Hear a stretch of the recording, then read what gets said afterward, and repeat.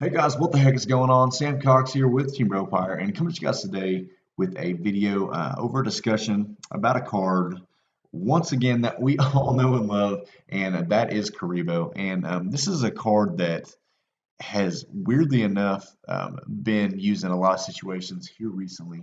And I kind of wanted to talk about it today. I know that a lot of people probably think that I'm trying to be funny. And in a small sense, I am because it's freaking Kuriboh. But at the same time, y'all, I think that this is a card that could actually somewhat change the format, as crazy as that sounds.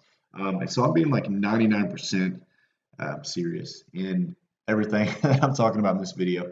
Now, in this video, I'm going to talk about how I think this card can be useful, how it has actually been useful here recently, and how this card could potentially change the near future of GOAT format in this constant rotation that's going on in this format.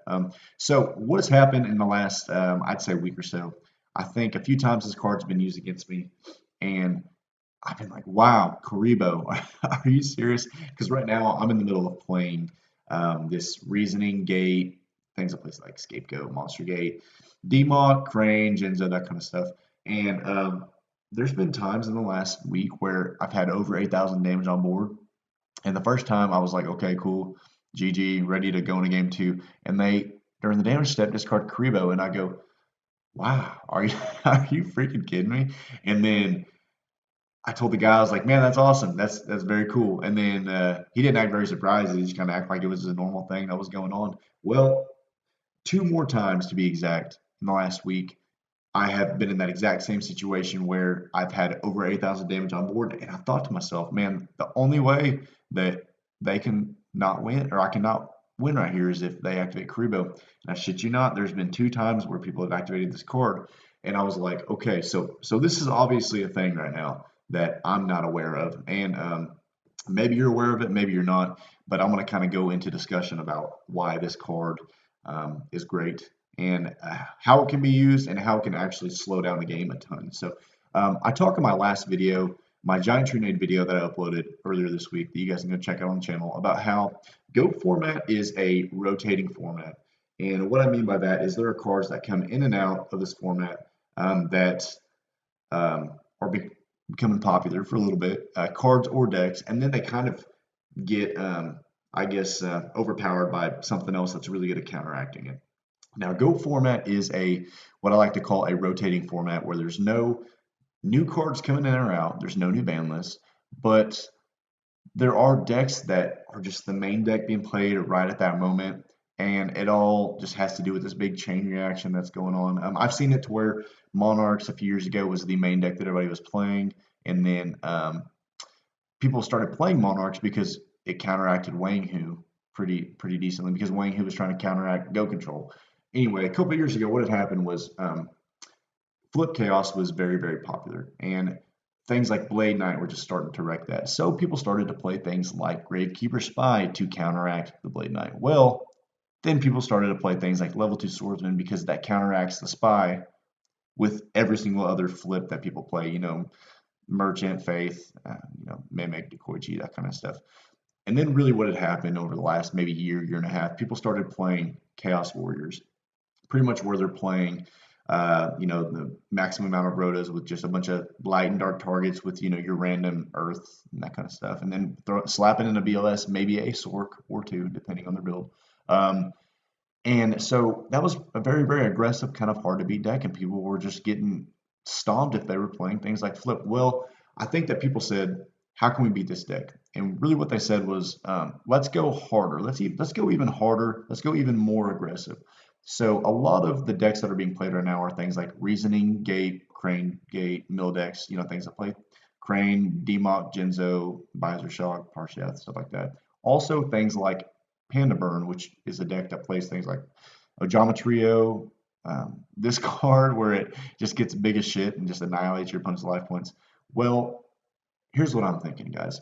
Kuriboh can come in and just save the day for us all and slow down this format. I talked about in the last video about how I really think that Flip Chaos will come back around at some point whenever people get tired of just playing these quote unquote balls to the wall go fast, win fast, OTK, FTK kind of decks. And I think Kuriboh can really help do that. So Kuriboh blocks attacks, one single attack. Now, I'm going to start off going through all these cards by just talking about Kuriboh here for a second. Now, it is legal in GOAT format. It came out in Metal Raiders. Weirdly enough, it was like the second set ever. And you can play 3 of this card in this format. What this does is during damage calc, if your opponent's monster attacks, quick effect, you can discard this card from your hand. You take no battle damage from that battle. So, for example, if your opponent attacks with something like Sork, BLS, Panda, Demok, whatever, discard Kuriboh, and you're not going to take that 2,000 plus for that attack. Now, I want to make sure that we are talking about the difference between Kuriboh and Battle Fader, because Kuriboh didn't really see a ton of play hardly at all in competitive Yu-Gi-Oh! Because it was quickly power crept by things like Swift Scarecrow, Battle Fader, that kind of stuff.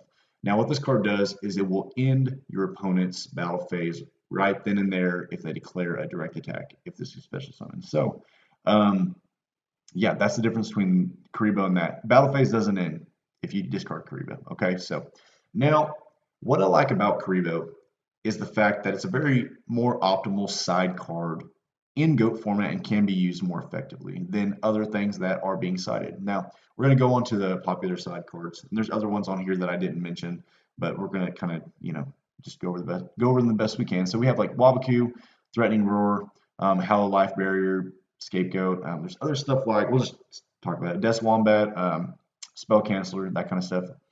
People that play competitively in GOAT format and the competitive circuits on DB and real life, that kind of stuff, I feel like a lot of their side decks are dedicated to stopping things like Burn and Crane Gate Mill decks. Okay, so, and these are all deck cards that do very, very, very well against a deck like that. Okay, so now I want to talk about how I think that we can slow down this format. I think that the deck that can come in and save the day is what I like to call Chaos Control.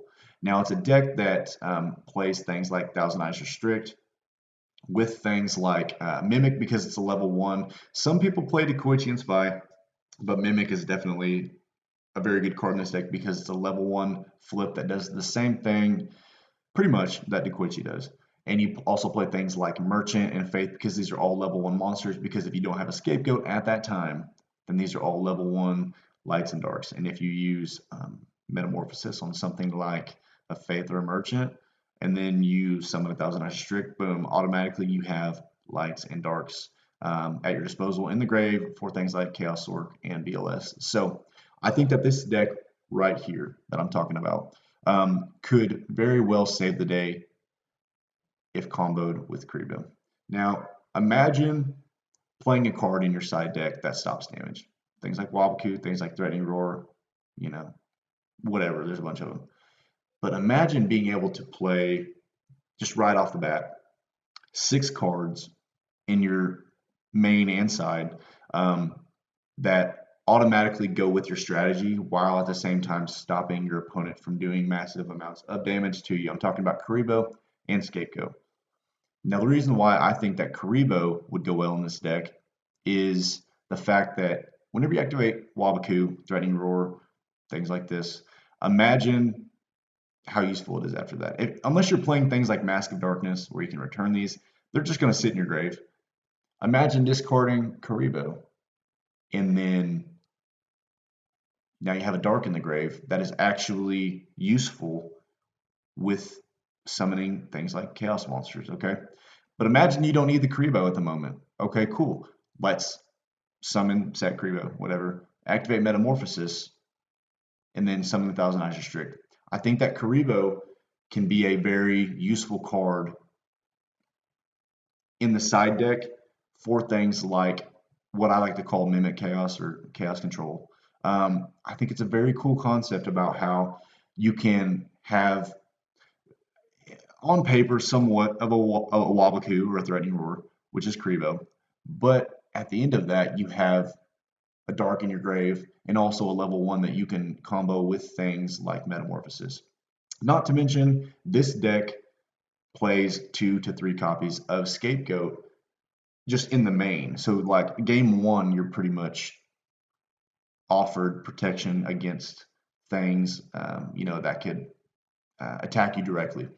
I do want to point out that Panda does it does wreck scapegoats to a point. So that point needs to be made in this video. But for the most part, if your opponent's playing, things like reasoning gate and that kind of stuff, um, DMOC trying to get at your life points, boom, scapegoat really kind of just stops that. Scapegoat's great because it's not a trap, so Genzo can't stop it. It's chainable if your opponent activates something like Giant Trunade, Heavy Storm, MST, that kind of stuff.